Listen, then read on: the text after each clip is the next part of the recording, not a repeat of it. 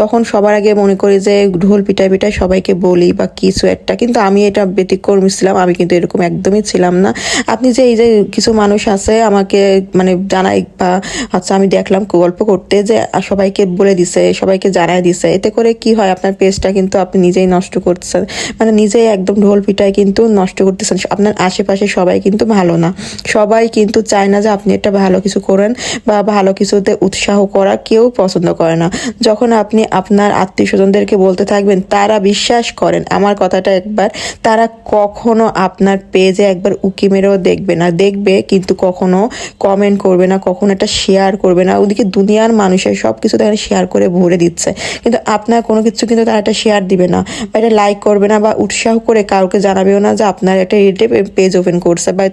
তাকে একটু সাহায্য করুন বা তার পেজটাকে সাপোর্ট করুন। পেজে কাজ করতে এসে মিনিমাম কিছুদিনটা অপেক্ষা করুন, মানুষ এমনি আপনার